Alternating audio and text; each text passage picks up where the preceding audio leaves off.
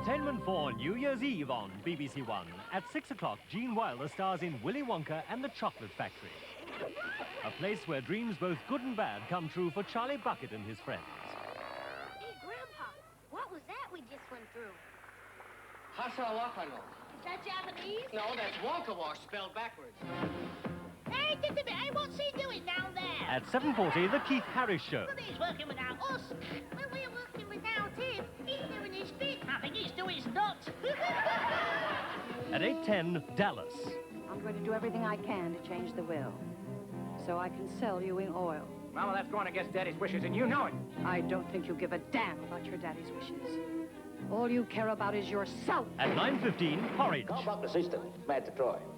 But you can lift the heart with an occasional little victory. At 10:45, The Good Old Days with Danny LaRue. At 11:45, Across the Years, followed at 12:10 by The Big Ben Band Show with Sid Lawrence and his orchestra.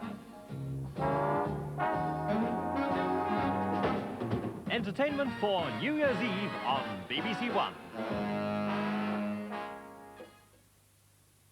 In a few moments, David Dimbleby revives some memories of the past year in Review 82. But first, tonight's football results.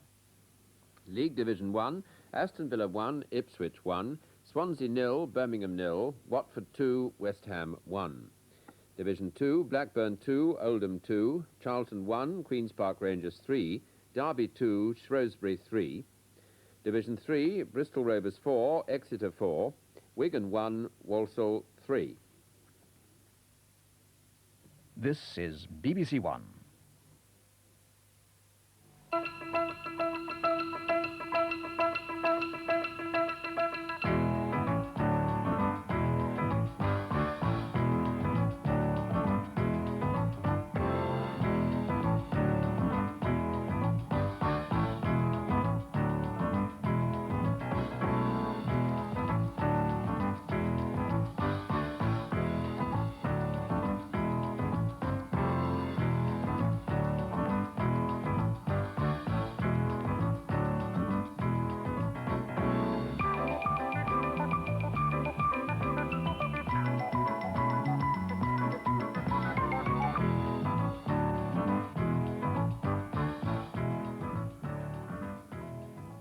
Good evening.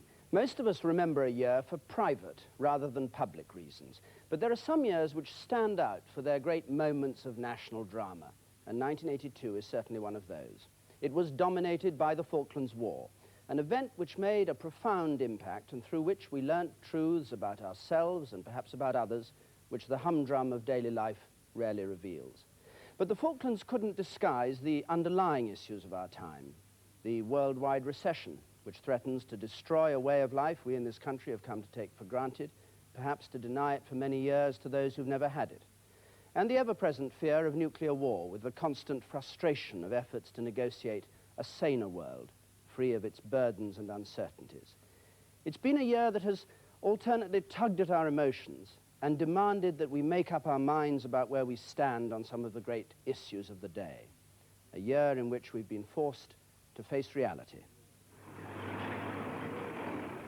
For Poland, reality was martial law and occupation not by Russia, but by her own troops.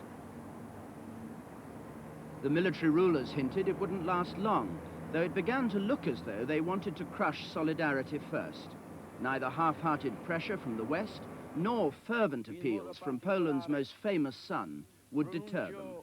Questa benedizione propria della liturgia odierna col pensiero alla mia patria.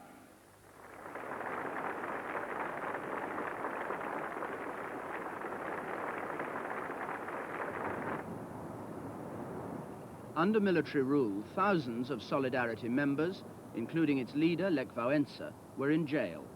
Food prices, which had triggered the original protest and the creation of Solidarity, now rose once more by 300% to 400%.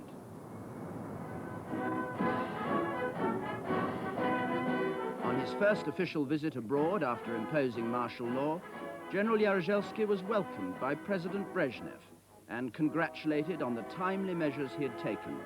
An unruly satellite was back in line.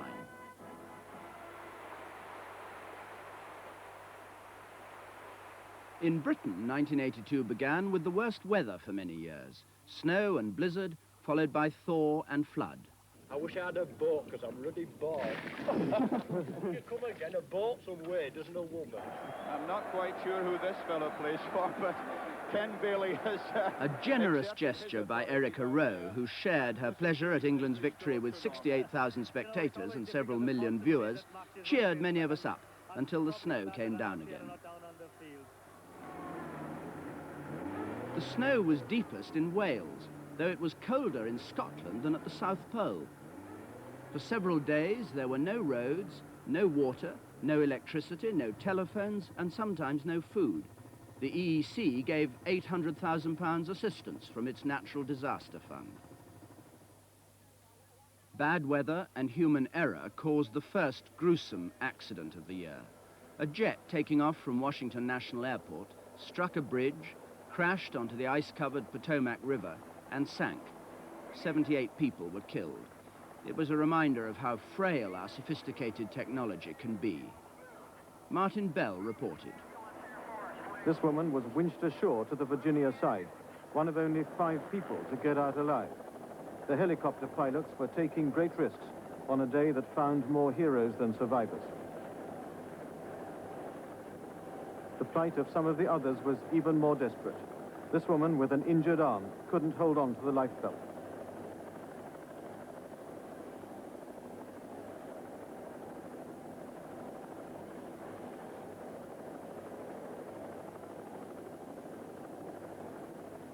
She was rescued by a bystander who plunged into the river to help her.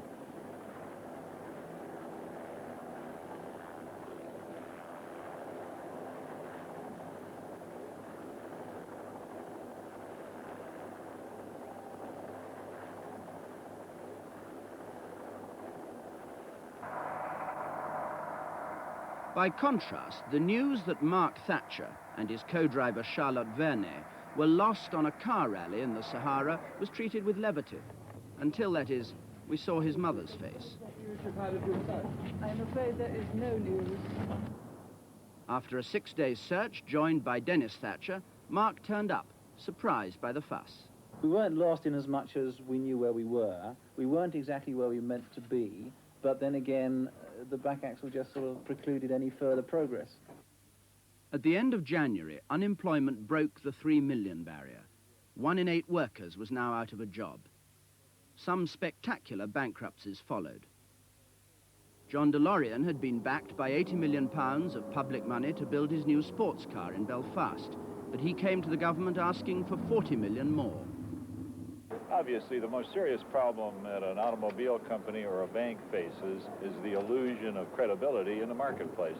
Mr. Pryor, can I ask you, are you going to offer Mr. DeLorean any more money? No. The DeLorean enterprise had been set up under Labour to create jobs, and at its peak it had employed over 2,500 workers. A disappointed DeLorean headed back to New York to find some other way of raising the cash. Give me 6. 6. I'll tell you when, please. Ready? Nice and easy now too, Freddie. Ready? I'm Freddie Laker. Our Regency service to Britain seats you up front at a middle of the plane price. In the days before his dream turned into a nightmare, Freddie Laker was still filming a TV commercial. The news of his collapse was so sudden that some of his planes were turned back in mid-flight. They just said we got some bad news, and I thought it was going to say it's 90 degrees in Tenerife, but it didn't. It said we've turned round, unfortunately, you know. That was one of the things that came over on the tonide several times. Will you please return your duty-free goods? And no representative ever came from Laker to apologise for anything. Well, you were smiling. You obviously don't feel too badly about it. We've had a few drinks. The gloom was briefly dispelled by false hope. Laker's cut-price fares had created a folk hero, and though he had debts of £260 million, the public was soon pledging money for his new People's Airline. Laker's staff petitioned the government for help, but in vain. On the march for Laker Airways, we are on the way to Downing Street, leaving SkyTrain in the sky. join the dole queue with the other 3 million or go down fighting. Will you bite it yourself? I was under the impression that everyone had got the message that I've been fighting for the last 34 years. I want to hold on to as much as I can of Laker Airways. It was my life and the life of my staff, and it would appear that it had a certain amount of sentiment with the rest of the world as well. Laker wasn't the only winner who turned out to be a loser. Thousands of Daily Mail readers thought they'd each won £35,000 in a bingo game. They besieged Fleet Street to discover the prize worked out at a paltry few pounds each. The railways sidled into the new year in a style to which we soon became accustomed: strikes and stoppages. The principal battle was between British Rail and the drivers' union ASLEF. Did a promised pay deal depend on changes in the drivers' working schedules or not? As the arguments became more and more incomprehensible, the public resigned itself, without too much difficulty, to using the roads, a form of transport that was both cheaper and more reliable, while the rail leaders took to television to air their acumen. For God's sake, Ray, can you look me That's in the the... truth. I could look you in the eye and say that with all honesty. You wasn't there. It was your man, Cliff Rose, that brought me there. Just answer me this question. There's no need to ease down, Peter. That's the truth. Just stop for a moment. Ease down and tell me if you think the board would have signed for that extra 3% if it had not been given commitments to be honoured on productivity. Why did your man... Do you think that we would have signed for that extra 3% if we had not those commitments? Doesn't this indicate that somebody ought to sit and arbitrate between these two? Because I have 170,000 members. Their future is at stake. We can't wait much longer. The sooner they sort it out, the better, because if it goes on for another fortnight, there'll be nothing left to argue about. And I'll tell you this, there is nobody going to win this battle now. The damage that's been done now, there will be no victors in this battle. In February, The Spectator reported rumours that Argentina was to invade the Falklands. Most people paid no attention.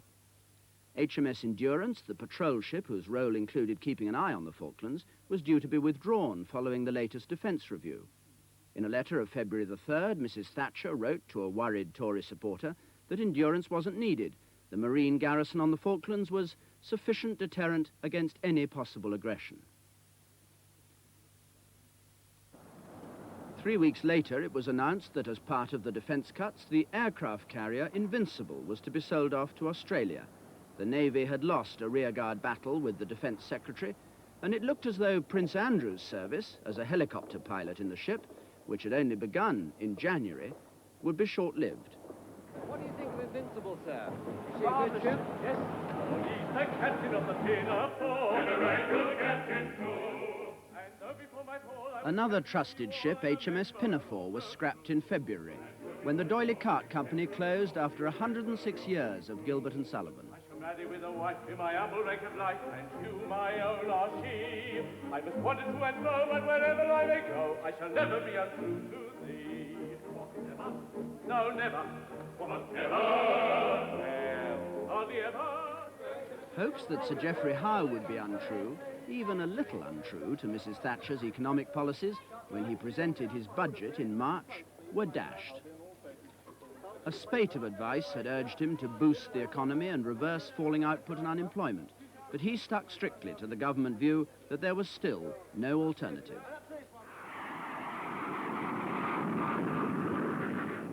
In March, the government decided to spend £7,500 million on the latest Trident missile system. Protests came both from those who felt it was too lavish a weapon for Britain and from those who supported the growing worldwide campaign against all nuclear weapons. The ruins of Hiroshima had a special significance for opponents of nuclear weapons in a year when both the United States and Russia were acquiring more, enough to ruin the ruins of cities many times over.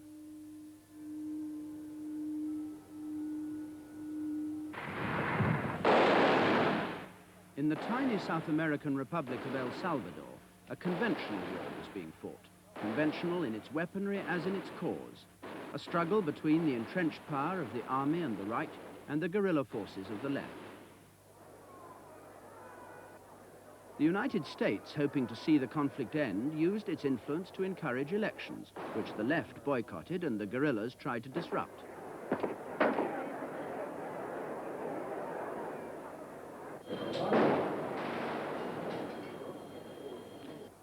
To everyone's surprise, the voters ignored the gunfire and turned out in big numbers to elect an extreme right-winger.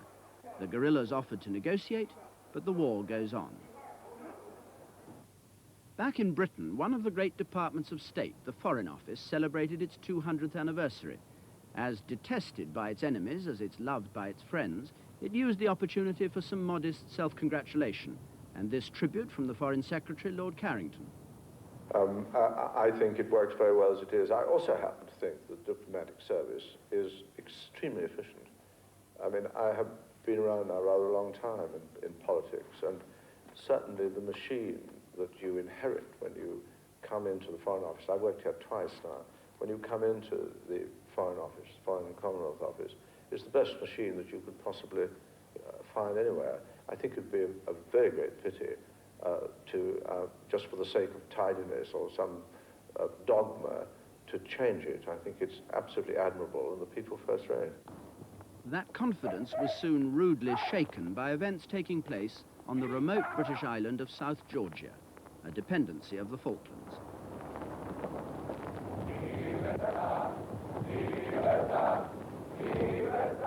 On March the 19th, Argentine scrap metal merchants, supported by a small contingent of Argentine Marines, landed illegally and hoisted their national flag. At first, the British government treated the landing as just another incident in the long history of Argentine provocation against Britain, but worse news followed swiftly. The dispute between Britain and Argentina over the Falkland Islands has taken a new turn, with news that several Argentine warships have been sent to the disputed islands of South Georgia. As we sit here, a massive Argentine invasion of the Falkland Islands is taking place. Mr. President, I cannot find words strong enough to express my government's condemnation of this wanton act of armed force. It is a blatant violation of the United Nations Charter and of international law. The British Marines, who'd been judged a sufficient deterrent against aggression, were forced to surrender. In Buenos Aires, President Galtieri's invasion of the Malvinas was the salvation of an unpopular regime. There's no doubt about it that what happened in the Falkland Islands has been a great national humiliation.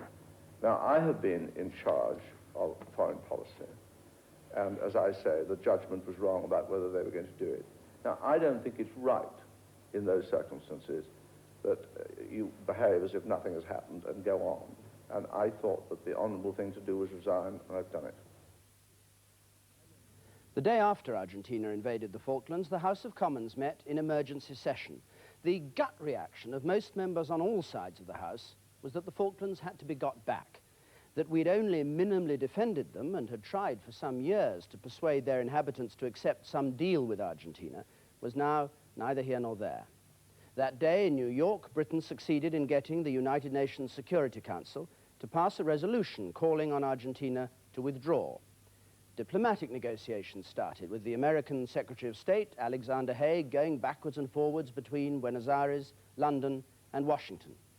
And on that Saturday that the Commons met, Mrs. Thatcher announced the dispatch of a naval task force to the South Atlantic. The following Monday, April the 5th, it set sail. And for the next 2 months, events in the South Atlantic dominated everyone's thoughts.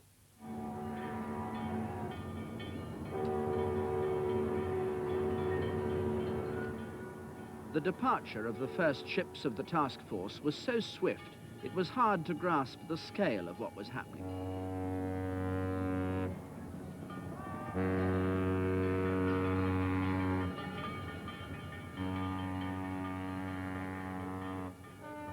Many thought that just sending the force would be enough to persuade the Argentines to back down.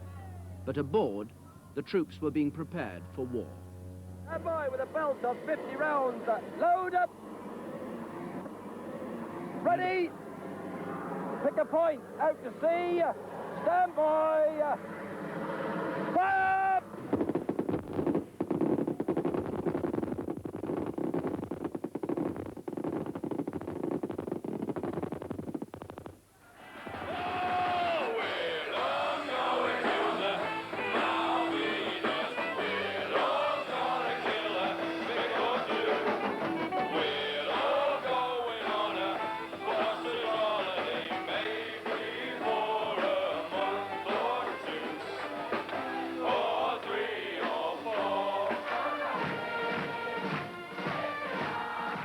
In Argentina, the government was also preparing its people for war, television playing an inimitable part with fundraising spectaculars.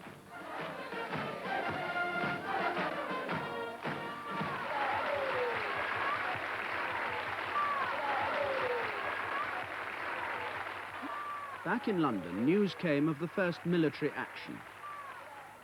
The commander of the operation has sent the following message. Be pleased to inform Her Majesty that the White Ensign flies alongside the Union Jack in South Georgia. God save the Queen. What happens next, Mr. Knott? Thank you very much. Just rejoice at that news and congratulate our forces and the Marines. Are we going Good to night, declare war on gentlemen. Argentina, Mr. Thatcher? Rejoice.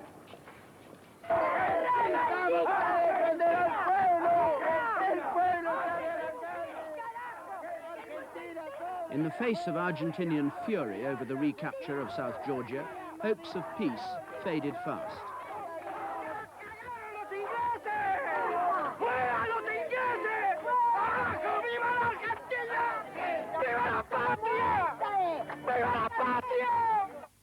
The sinking of the Argentine cruiser Belgrano made full-scale war seem inevitable. The Belgrano was the second largest ship in their navy. 368 men were drowned.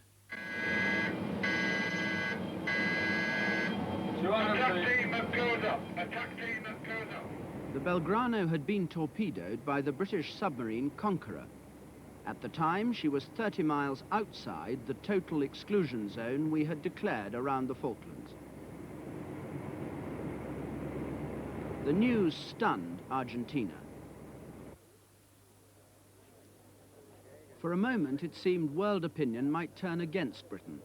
But 2 days later, there was news which showed this wasn't to be a one-sided war, with Britain scoring a contemptuously easy victory.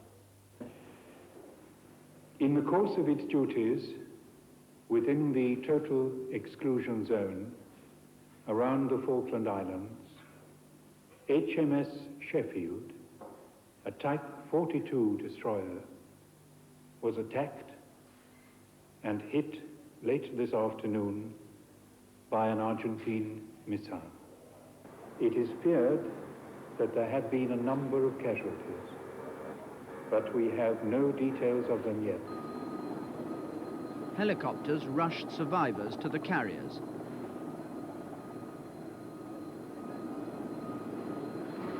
Three weeks later, these first pictures of the reality of the war were seen in Britain.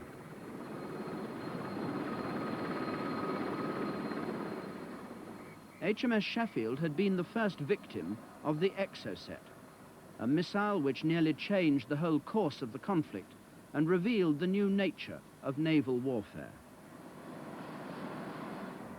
I'm sure every captain would say that their ship's company is the best afloat. But I certainly believe that mine was. A single Exocet, fired from an aircraft 20 miles away, had been sufficient to destroy a modern warship. In Argentina, the 800 survivors of the Belgrano came back to a hero's welcome.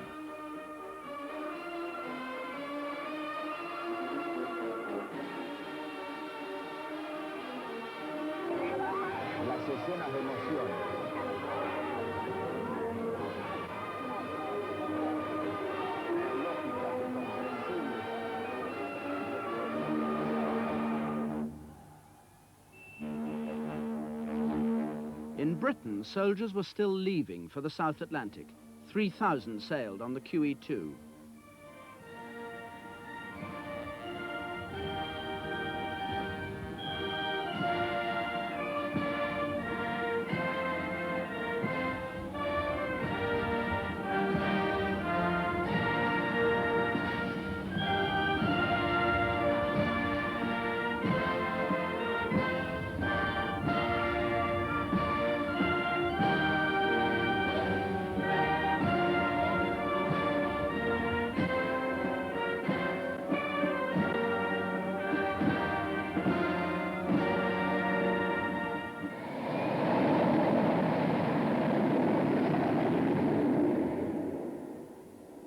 Throughout May, while attempts were still being made to settle the dispute through the United Nations, Harrier jets operating from the task force carried out a series of raids on Port Stanley and other targets in the Falklands.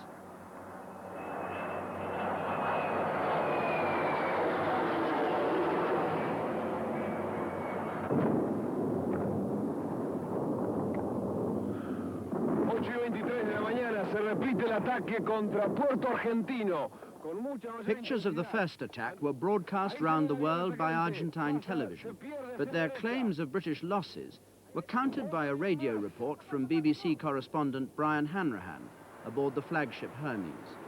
I'm not allowed to say how many planes joined the raid, but I counted them all out, and I counted them all back.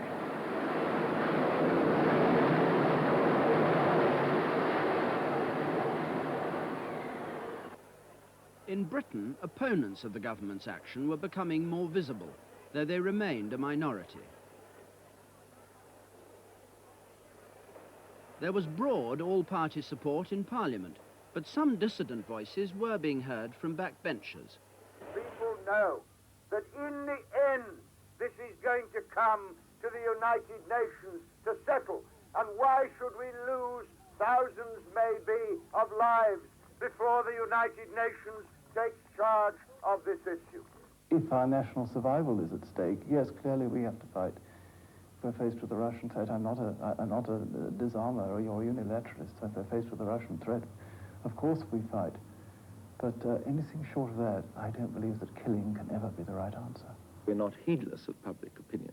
We're very, very aware of it. And we're very encouraged by the fact that the polls show that, and my own correspondence, and I know the messages pouring into number 10 Downing Street, show that the public is solidly behind us in taking a very firm line.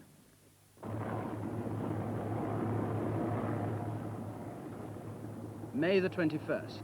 7 weeks after leaving Britain, the first troops landed on East Falkland. Within 24 hours, 5,000 men of the parachute regiments and the Royal Marines had established a bridgehead at Port San Carlos. They were 50 miles from Port Stanley and on the opposite side of the island.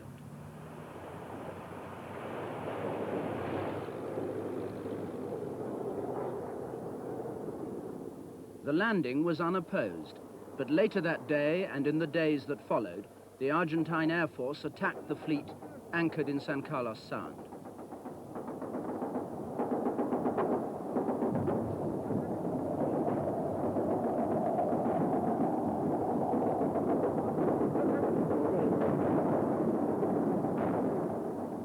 The Argentinian pilots sustained heavy casualties, but kept up their attacks. In 5 days, 3 British warships, the Ident, the Coventry, and the Antelope, were lost, the abandoned Antelope exploding as fire reached her magazine.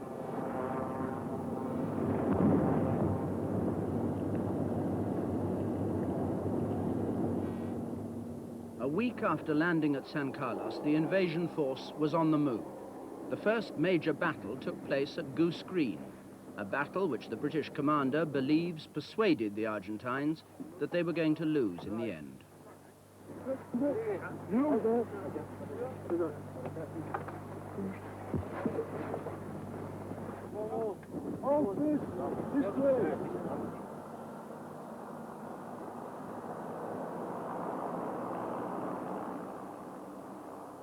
"250 Argentines were killed in the assault, and nearly 2,000 surrendered.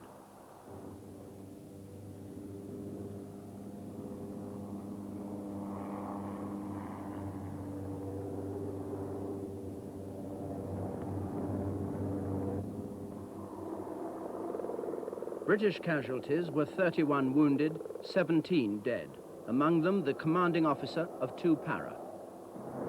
Lieutenant Colonel Jones, Captain Wood, Captain Dane, Lieutenant Barry, Corporal Hardman, Corporal Sullivan, Corporal Fryer, Lance Corporal Thorpe, Lance Corporal Smith. As the news of Goose Green was reaching Britain, a visit began which had seemed almost certain to be postponed because of the Falklands War.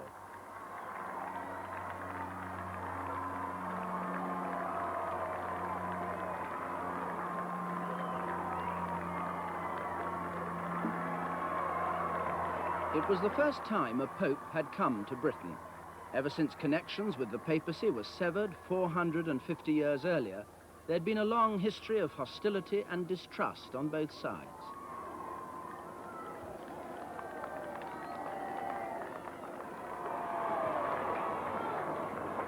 The Pope's purpose in coming was to pay a pastoral visit to his own congregation, but in practice it was rather more than that, even though the visit to Buckingham Palace was carefully described as a private courtesy call, not a formal meeting between Britain's defender of the faith and the Bishop of Rome.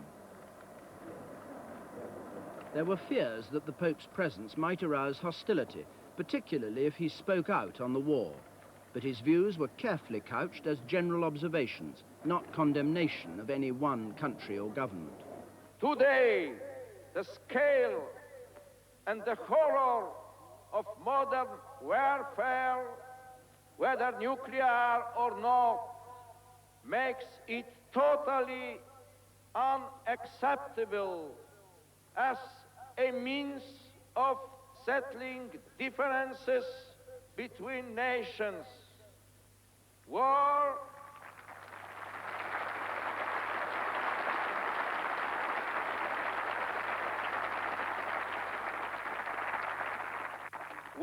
should belong to the tragic past, to history.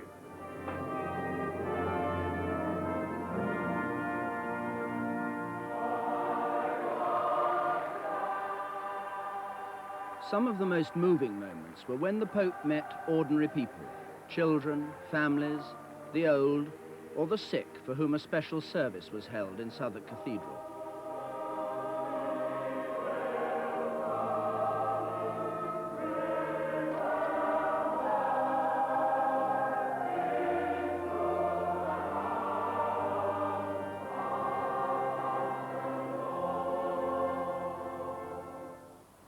On the second day of his visit, the Pope went to Canterbury, once a Catholic shrine, now the very centre of Anglicanism.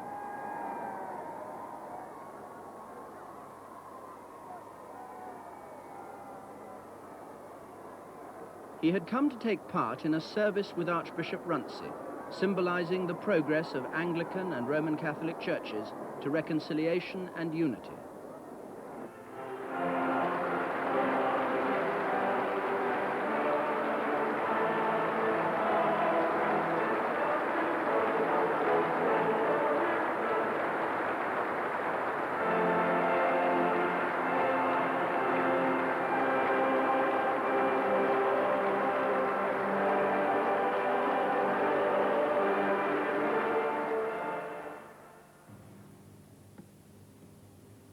Your Holiness, beloved brother in Christ, in the name of the Lord, we greet you. In the name of the Lord, we greet you.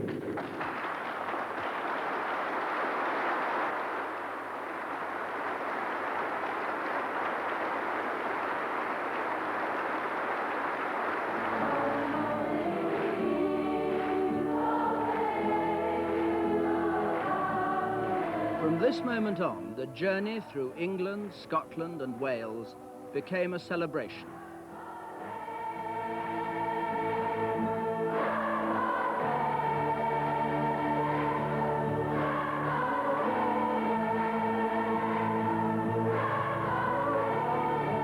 Wherever he went, huge crowds waited to catch a glimpse, receive a blessing, or make communion in his presence. It was a success beyond anything the Roman Catholic hierarchy in Britain had dared dream of.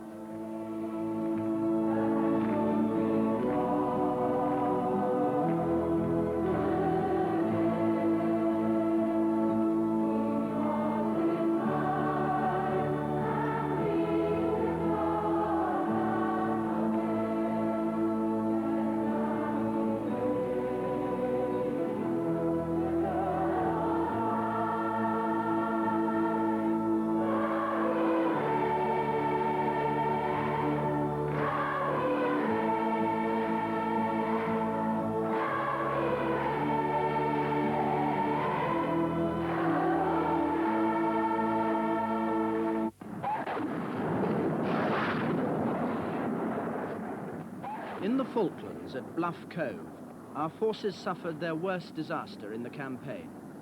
After the victory at Goose Green, reinforcements for the advance on Stanley came under Argentinian air attack while being landed in broad daylight. The landing ship Sir Galahad was hit while disembarking 300 men of the Welsh Guards.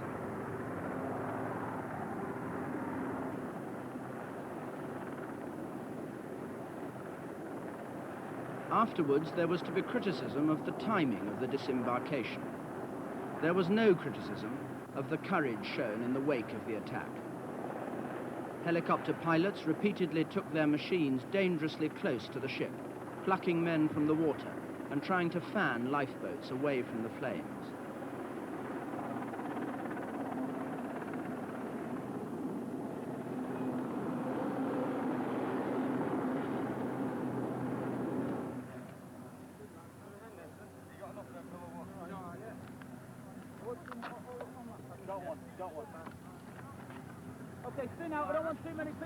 In the attack, 50 men were killed. Many of those who managed to stagger ashore were suffering from appalling burns.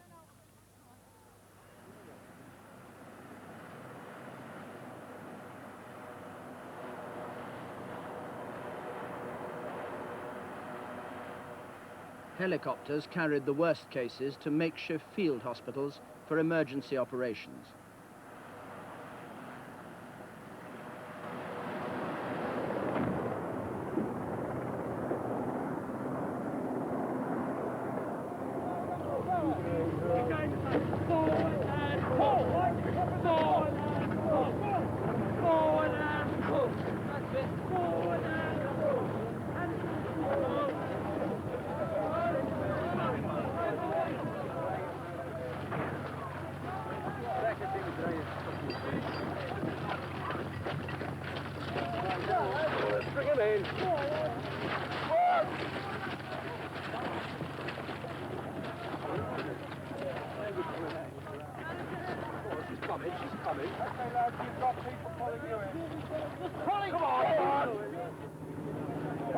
We need 2 stretchers urgently!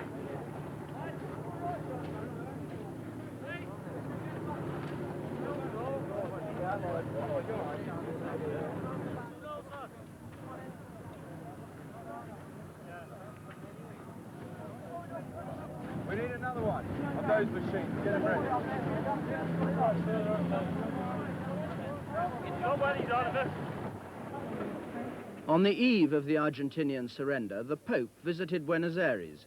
He spoke of the sad spectacle of the loss of life and met President Galtieri and other members of the Argentinian junta.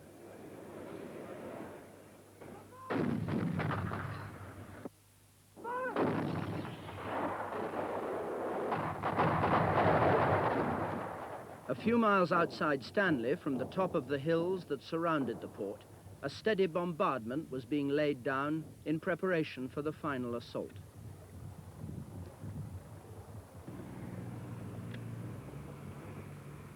Argentine troops were seen withdrawing into the town, and on June the 14th, 10 weeks after the task force left Britain, the Falklands War was almost over. 8-2, Roger, out. There is a white flag flying over Stanley. Very marvelous.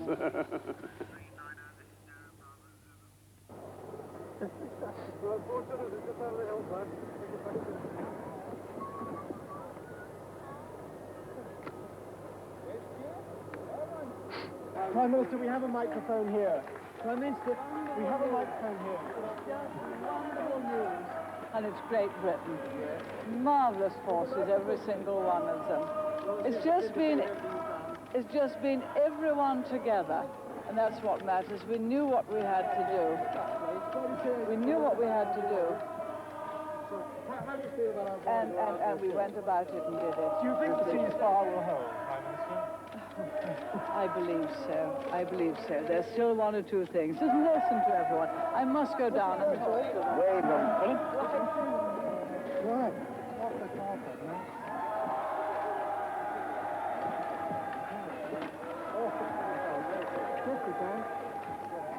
They shall not go old, as we that are left grow old. Age shall not weary them, nor the years condemn. At the going down of the sun, and in the morning, we will remember them. The Falklands War was over, but not the argument about why it had happened, how we reacted, and the role our allies had played. There'd been particular criticism after the Argentinian invasion of President Reagan's policy of even-handedness between ourselves and Argentina. It was partly assuaged when the United States announced it was imposing sanctions on Argentina and would give us material support. But later on, when the United States very nearly abstained on a call for a ceasefire, or much more recently when they voted at the UN for negotiations between Argentina and Britain to be reopened, suspicion of President Reagan's motives and consistency were aroused again. But we weren't the only European ally who was confused during the year by the course of American foreign policy. And it was partly to allay some of these fears that the President decided to come to Europe on a brief tour. His arrival in June was awaited with interest.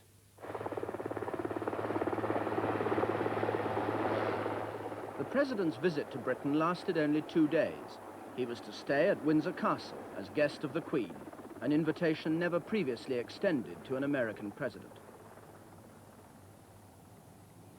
With disarray in the Western Alliance and doubts on both sides of the Atlantic about his capacity to influence events, the President needed a successful tour to add to his stature at home.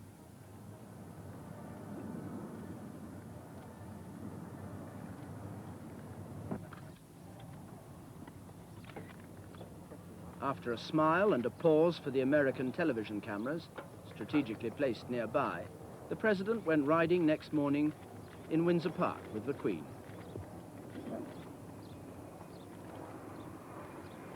It was a full and well-publicized schedule.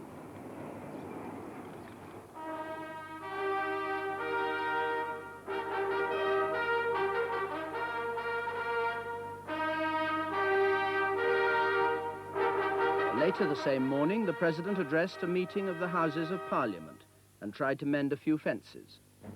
Young men are fighting for Britain.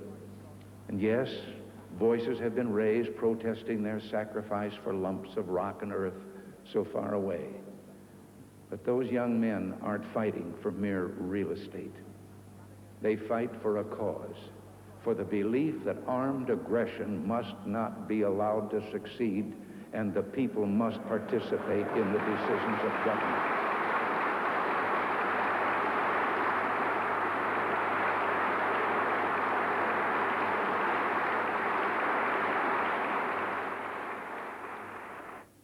Throughout the year, there was discord in the Western Alliance about the right way to exert pressure on Russia over events in Poland.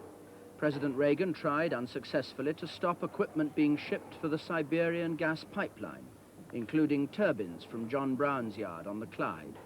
American policy was to punish Russia by denying her economic and technical aid from the West.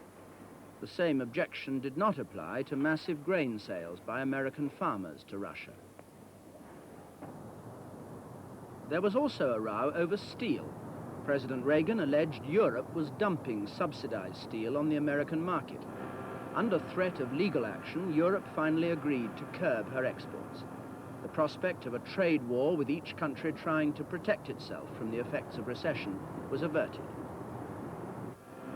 Dun & Bradstreet reports today that 572 businesses went under last week in the United States. That was the highest corporate casualty count in 50 years. So far this year, over 15,000 businesses have folded because of financial difficulties. U.S. Steel's laying off 375 workers at its Lorain, Ohio pipe mill for 2 weeks, beginning Sunday. The world was looking for signs of expansion in the United States, which would help pull us out of recession. But tough monetary policies meant no hope of an early recovery. Unemployment in America, as in Britain, reached levels unknown since the 30s. Critics attacked the high interest rates, which hurt businesses in the States and threatened national economies throughout the world. Reaganomics was their target.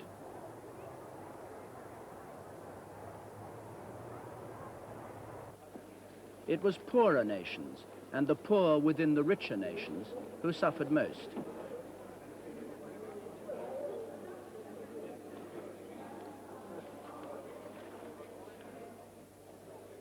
In America, the soup kitchens of the 80s were thriving.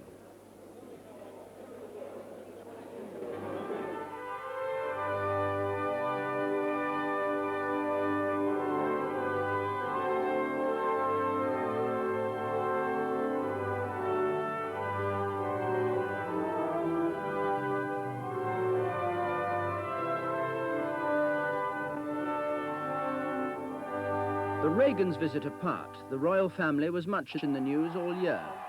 On Midsummer's Day at St Mary's Hospital, Paddington, the Princess of Wales gave birth to our next king but one. 13 hours, a long time. Does he look like you?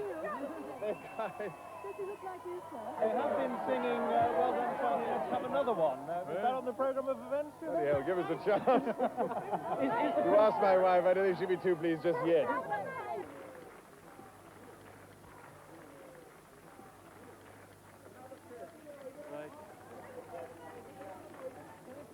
On the Queen Mother's birthday, the child was christened William Arthur Philip Louis.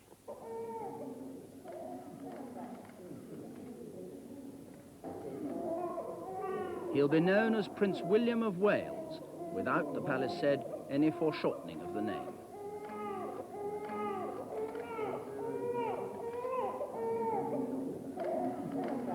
A less welcome arrival at the palace came early one morning in July. A member of the staff saw a man walking barefoot in a corridor, but mistook him for a workman. 32-year-old Michael Fagan had climbed in through a first-floor window. He came to the unguarded door of the Queen's bedroom. He went in, drew the curtains, and for 8 minutes, while the Queen tried in vain to summon help, sat on her bed and talked to her about his family problems. When help came, belatedly, Fagan was arrested. No charge was preferred against him for submitting the Queen to this unpleasant and potentially dangerous experience, and he was acquitted of charges from an earlier break-in at the palace. But he was sent to a secure mental hospital for treatment. Security at the palace was reviewed.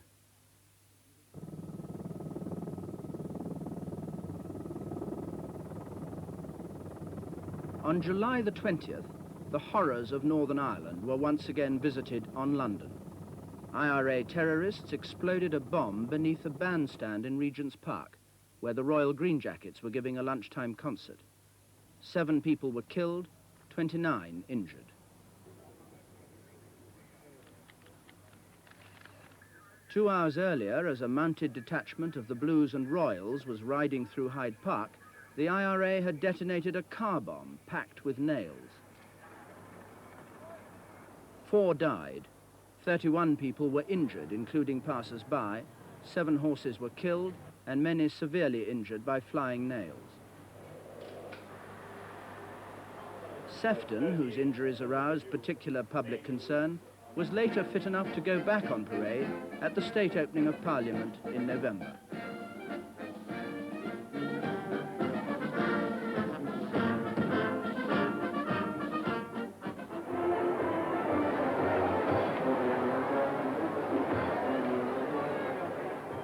From midsummer, the battle-stained ships of the Falklands started coming home in triumph.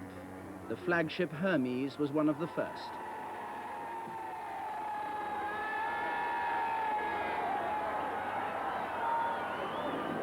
The liners and merchant ships that had carried troops and supplies were received in the same style.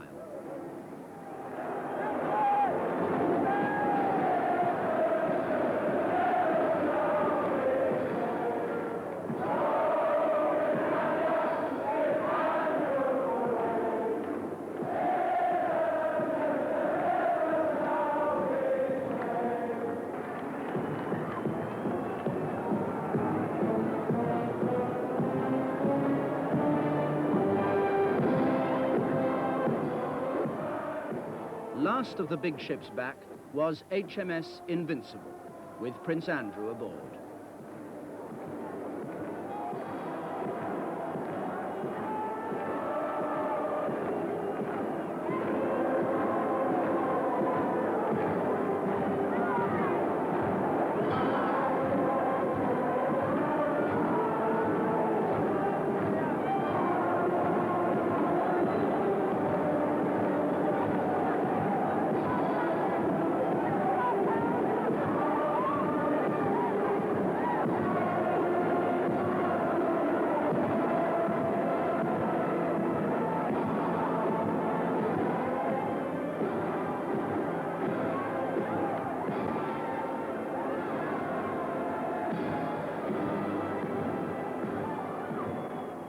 A deliberately less exuberant note was set by the official Falkland Islands service in St. Paul's Cathedral. War is a sign of human failure, and everything we say and do in this service must be in that context. The problem is that war belongs to the tragic present as well as to the tragic past.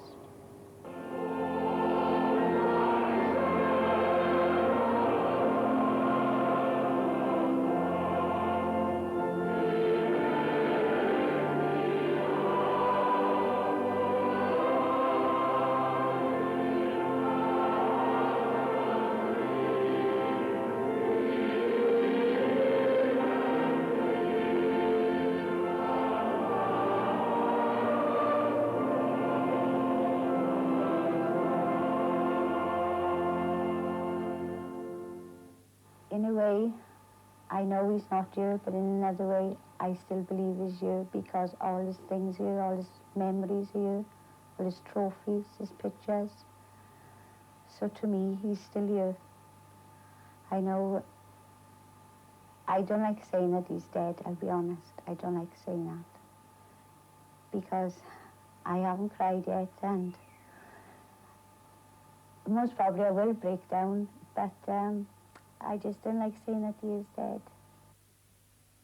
Do you see a contrast between a government that can mount a task force, unite a nation, go to victory in the Falklands, and cannot do anything specific for unemployment? No, because you see, mounting that task force and sending it down to the South Atlantic was something which was entirely within our sovereign control. But as a trading nation who is dependent upon world trade above all and is in competition with our neighbours, we can do something. And the special employment measures and other measures of that sort we can control. We're forcing down interest rates in Britain. But what we can't do is take over control of the world economy on which we depend. You can take your stick and carrot and shove it where you like. No boss down there in London's gonna get me on me bike. I ought to have a medal 'cause I've never been on strike. 'Cause I'm sensitive, you see. I'm sorry. Unemployment was still rising to new records. In Alan Price's musical, which opened in the summer, the attitude of Andy Capp began to look like a rational reaction to being on the dole. I'm a gentleman of leisure who's found the perfect way. If you spend the evening drinking, you must sleep it off all day. And if you have a better plan than that, I'd wish you'd say, 'cause I'm open to ideas. A more daring idea was taken up by former SAS man Tom McLean. He broke the record for the smallest boat to sail the Atlantic west to east. Giltspur was only 9 foot 9 inches long. The record lasted 17 days. Into Falmouth sailed American Bill Dunlop. His boat, Wind's Will, set up a new record. It was 8 1/8 of an inch shorter. Might have been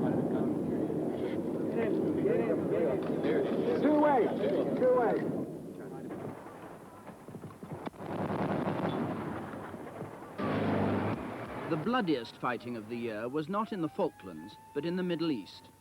It had long been predicted that Israel would invade neighboring Lebanon to drive out Palestinian guerrillas operating against her. The scale of the onslaught when it came was beyond all expectation. Israel's target was not just the border area, but the city of Beirut, where thousands of Palestinians lived and the PLO had its headquarters. Early in June, she invaded and within days had advanced on the capital. Israeli soldiers set up checkpoints to monitor refugees seeking shelter from the continued bombardments. In the face of worldwide protest, Israel's defense minister, Ariel Sharon, defended the action. The facts are that we took all the necessary steps and we paid a very heavy price in order not to harm civilian population, and that's what we did. And there is no one upon earth who can, I would say, talk to us, the Jews, about humanity. In the days that followed, Beirut sustained a continuous bombardment, aimed, Israel said, at Palestinian strongholds in the city. But not just guerrilla fighters lived in Beirut. Schools and homes and hospitals were all hit in the crossfire. In 10 days, nearly 10,000 people died.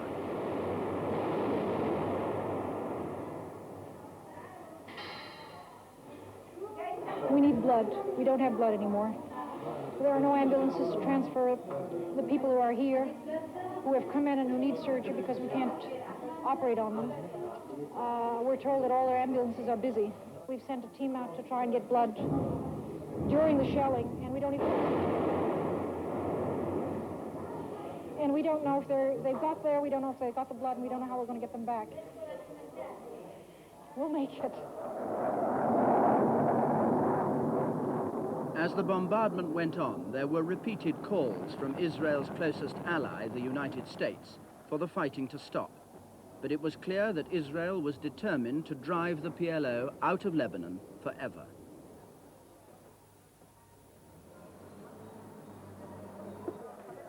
Throughout the fighting, successive ceasefires were arranged, but they never held.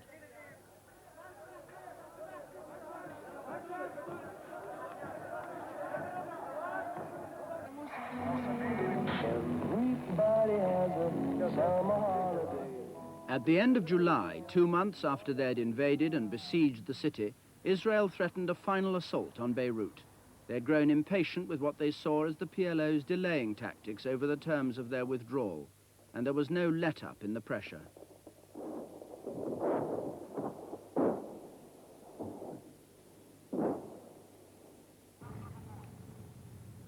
Finally, at the end of August, 800 American Marines landed in Lebanon to join French and Italian troops sent to supervise the departure of the PLO.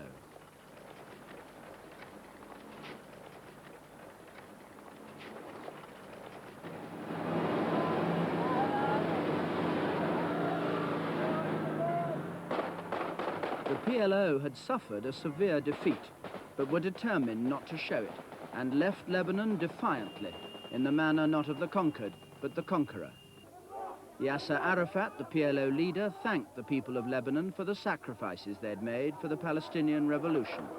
His 12-year stay in their city had ended in its ruin.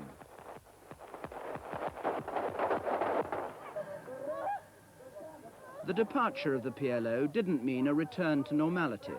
Lebanon's newly elected president, Bashir Gemayel, now had rival Christian and Muslim militias, Syrians and Israelis to negotiate with before there could be peace. I am for the withdrawal of all the foreigners from my country. In mid-September, Gemayel was assassinated. The day after his funeral, Israeli troops claiming to guarantee security moved into western Beirut. They allowed Lebanese Christian militiamen to enter the camps of the Palestinians.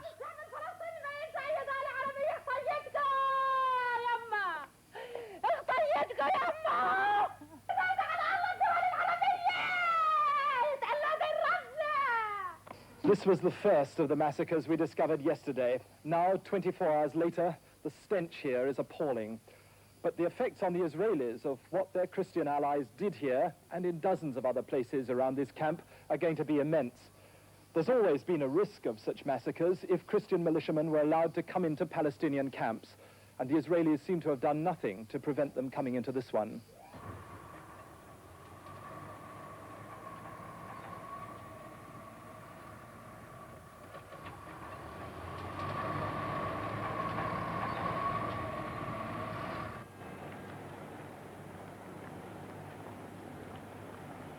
In September, Monaco went into mourning. Princess Grace had died at the wheel of her car. She was 52.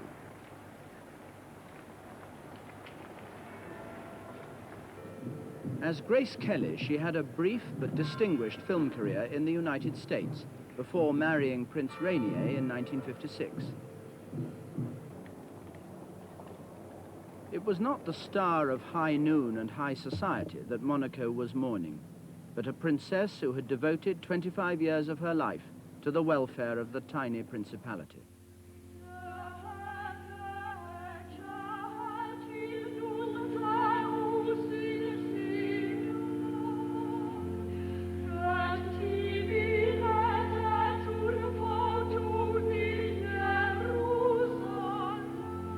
Grace Kelly was one of a galaxy of stars to die in 1982. There was Henry Fonda, who had just won his first Oscar. Kenneth More, who played many an extrovert English war hero. French actor Jacques Tati, creator of Monsieur Hulot. And the incomparable Ingrid Bergman. Dame Celia Johnson, one of the great figures of the London stage. Alan Bedell, successful both in the theatre and television. Dame Marie Rambert, who founded her own ballet company. Comedian and playmate Arthur Askey. At 49, while on location in Mexico, Marty Feldman. And one of the stars of My Fair Lady, Stanley Holloway. Oh, you ought to see him. He looks a bit like you. He looks a lot like you.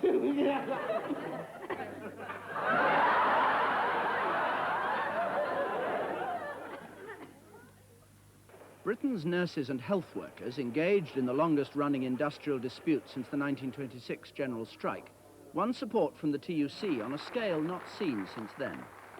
If anything is at the heart of trade unionism, it is mutual support in time of need, one union helping another, the strong helping the weak, and if we deny that, we deny our own purposes.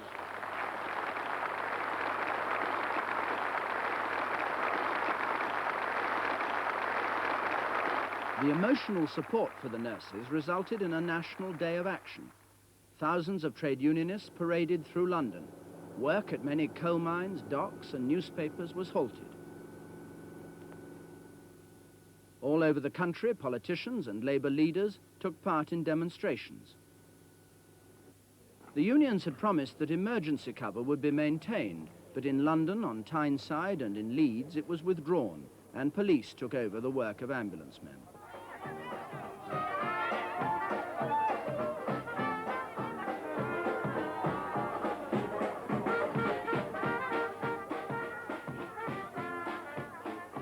But despite the massive protest, the government was unmoved. And just before Christmas, after a year of disruption and inconvenience in many hospitals, the health workers settled for only a little more than they'd first been offered.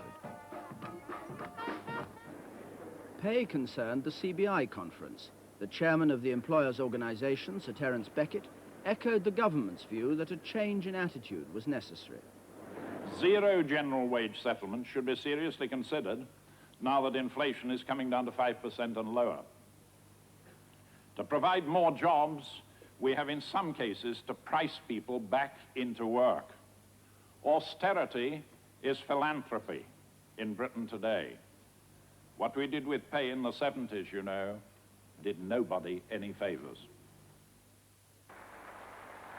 At the political conferences, the opposition parties worried about the Falklands factor, Mrs. Thatcher's apparent invulnerability after the victory. David Steele attacked what he saw as her weakest point. Look around you.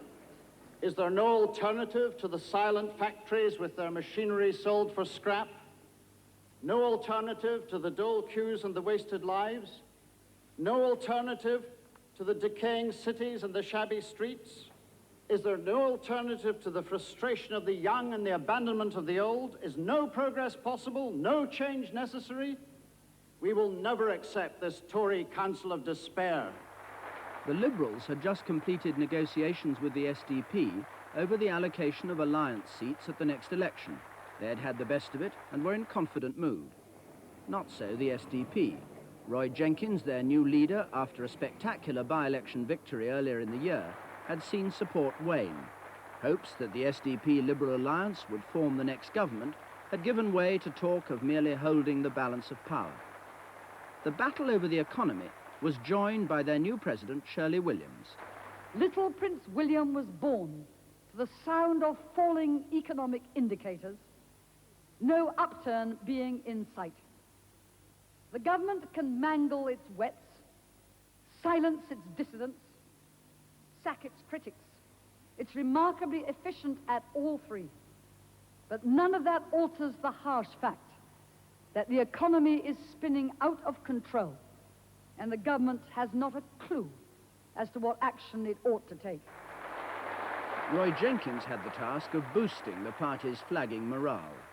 Our position is stronger today than anyone had any right to expect it to be at the time of the launch. But it is not as strong as it was 10 months ago, and our task this week, this autumn, and in 1983 is to put us back firmly into the winning position, which we can and will do. The Labour Party conference at Blackpool turned into another battle between right and left. This year's target was the members of Militant, a group within the party who were alleged to operate outside its rules and whose red-blooded policies many in the Labour leadership disliked and feared would be an electoral disaster. These people, militant tendency. It's just like a Stafford Cripps or an Aaron Bevan or the Salvation Army, I'm sometimes told. It's not like that, you know. Very different. Wasn't any secret conspiracy with Stafford Cripps or an Aaron Bevan. They want everybody to know what they were doing. There wasn't any false colours.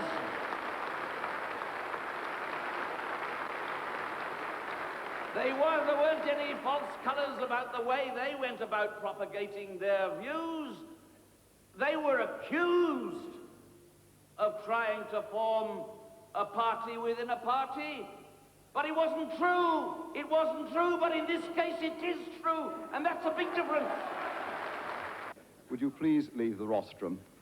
I don't think that you can stifle debate on a matter like this. I'm not trying to stifle debate, Mr. Chairman, but your ruling makes the point better than I of how this conference is stage managed from start to finish.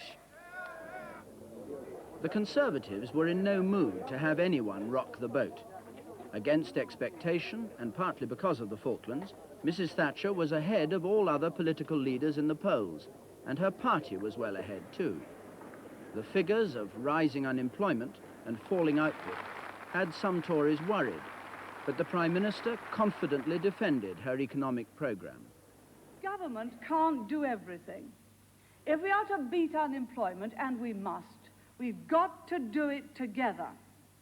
The government's getting inflation down, interest rates down, reforming trade union law, cutting regulations and moving restrictions. The rest is up to industry, the workforce and management in partnership, because in the end, it is private employers who will produce the great majority of jobs.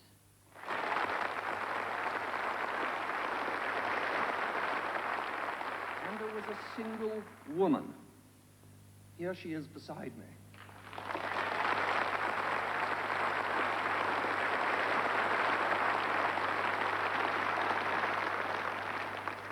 Prime Minister, as you will understand, I'm not seeking promotion at this particular point of time.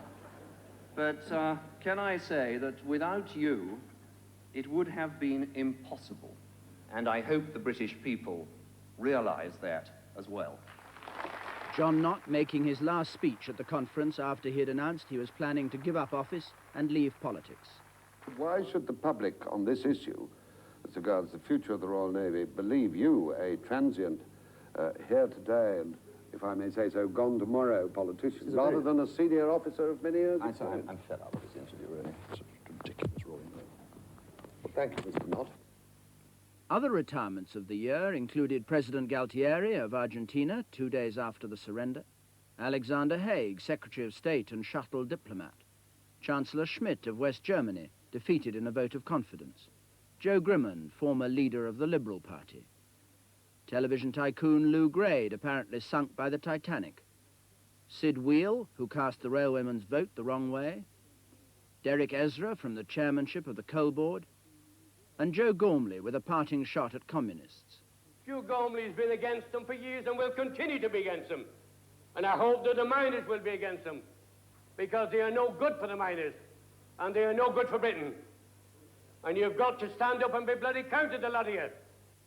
And finally, the master of the rolls, Lord Denning. I'd like to do what I think at the time is right. I have a sleepless night if I think I've done wrong. If I feel I've done right, I can go to sleep with a good conscience, even whatever anyone else may say. Among prominent politicians who died was Lord Butler, who never led the Conservative Party but will be remembered for his Education Act. Pierre Mendès France, briefly French Prime Minister but a political force in Europe. And Lord Noel Baker, the indefatigable campaigner for peace.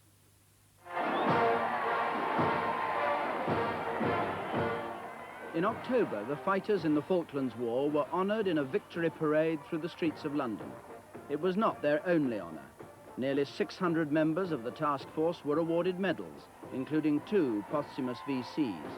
And the public has given over £14 million for the South Atlantic Fund to help the bereaved and injured.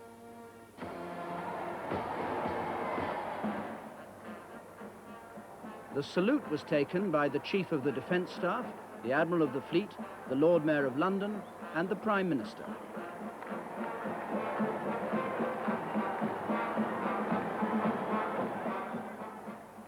The war had cost the lives of 257 British servicemen. The injured numbered 777, and the final bill was expected to come to well over £2,000 million.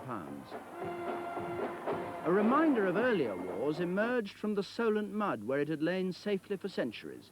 Its resurrection nearly destroyed it.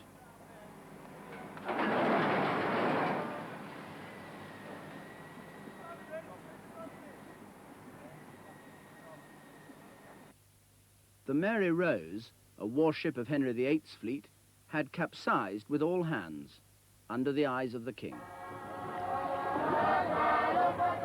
Our present sovereign's transport in the South Pacific looked scarcely more stable.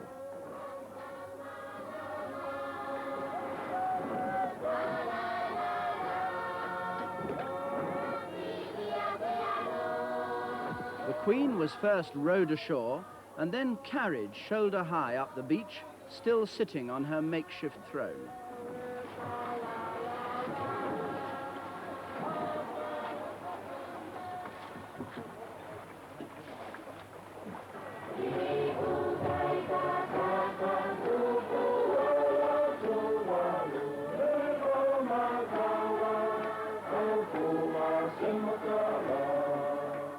It was the Queen's first visit to the island of Tuvalu, part of the former Gilbert and Ellice Islands.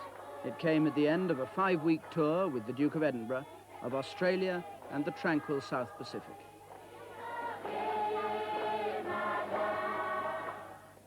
In other parts of the Queen's realm, peace remained elusive. Over 2,000 people have been killed in Northern Ireland since the Troubles began in 1969. Attempting to fill the political vacuum, the government reintroduced a Northern Ireland Assembly, but to its chagrin saw members of Sinn Féin, supporters of the IRA, elected to public office. Among them was Sinn Féin's Vice President, Gerry Adams. Some of your critics, particularly at Westminster, say that, in fact, you'd have been better leaving the whole thing just where it was and simply soldiered on with direct rule. What do you say to that? Well, of course, I thought about that. It was an option that was open to me. But I decided, in conjunction with the Cabinet, that to do that doesn't necessarily mean to say that things remain as they are. You create a vacuum, and into that vacuum, wild men and violent men and other things happen. And in Northern Ireland, in a situation of Northern Ireland, you have to try and fill that vacuum. And I've tried to fill it with democracy. And democracy is something that the Northern Irish appreciate and understand. And they haven't had it for a number of years in a true form. And that's what I'm trying to get back to. It'll take time, but to go on just as we are was a policy of despair. The media can make any interpretation they want of our victory in West Belfast. I don't see it as a personal victory. I see it as a victory for the Republican struggle, and that is a personal victory for me. I think he has been drenched in bloodshed for the best part of 10 or 12 years. He's a man dedicated to murdering the Protestant population and the members of the security forces in order to attain his own goal. Well, I regret, as anyone regrets anyone being killed. I even regret, as it may surprise you, British soldiers being killed. But I mean, it isn't on my conscience that these things happen.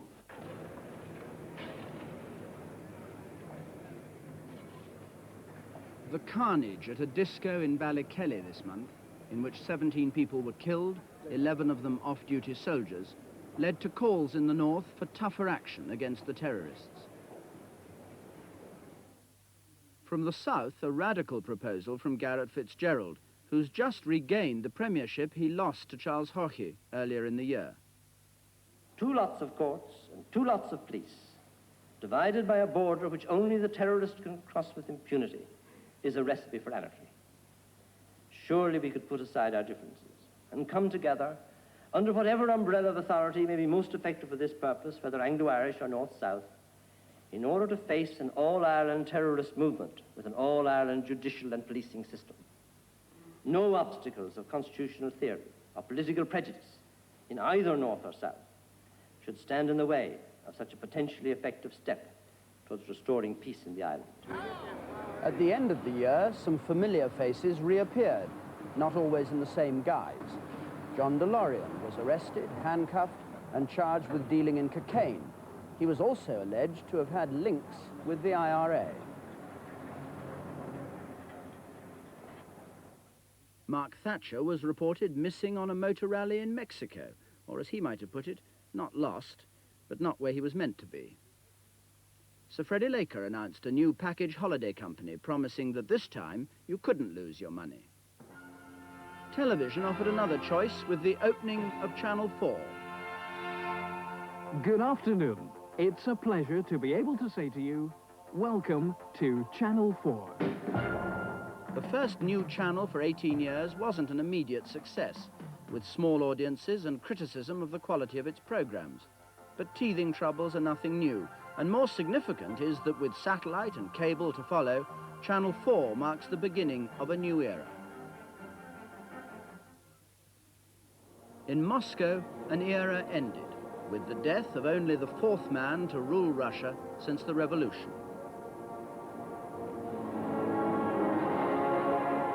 With scenes of pomp, Leonid Brezhnev's funeral procession marched through Red Square to the Kremlin wall where he was to be buried.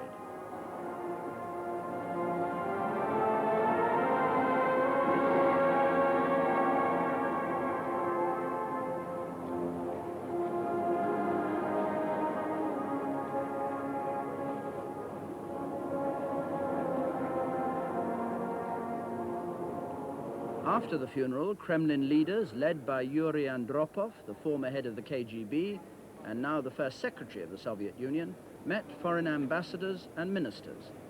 But it was too early to say whether the change in leadership would mean a significant change in policy.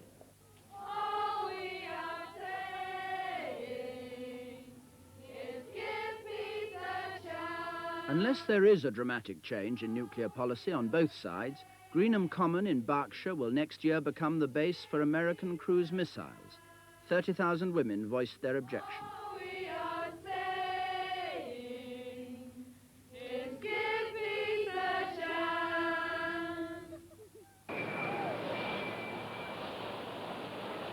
Throughout the year in Poland, the military authorities tried to erase memories of Solidarity's brief flowering. Public protests were frequent. their repression violent.